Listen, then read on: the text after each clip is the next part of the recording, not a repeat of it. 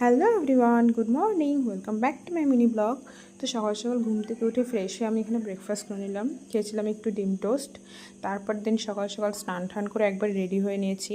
তো আজকে যাচ্ছি আমরা মামা বাড়িতে। তো তার আগে গেছিলাম আমরা একটু শপিং করতে, টুকটাক সামার কালেকশন দেখতেও গেছিলাম। এখানে আমি, দিদি, আমার মা, ভাই আর আমার দিদির ছেলে, তো সবাই মিলে গেছিলাম একটু শপিং করতে। তো এখানে গিয়ে মোটামুটি আমাদের কালেকশানগুলো খুব ভালোই লেগেছে। তো তারপরে আমরা সব কালেকশানগুলো দেখে নিচ্ছিলাম। তো দেন এখানে আমার দিদিও ট্রায়াল রুমে গেছিলো, ও কিছু ট্রায়াল দিল।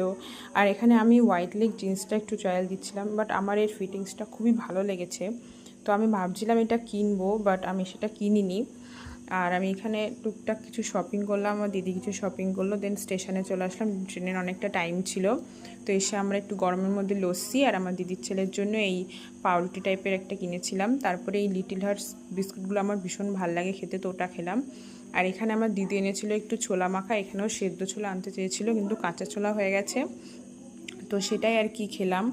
তো চলে আসলাম দেন মামাবাড়িতে। তারপরে করলাম একটু রেস্ট নিয়েছিলাম। তারপরে করলাম লাঞ্চে ছিল পটল পোস্ত, শাক ভাজা, এখানে ছিল মাটন, স্যালাড। তো সবাই মিলে খাওয়া দাওয়া করে একটু রেস্ট নিয়ে বিকেল নাগাদ বাড়ি চলে এসেছি।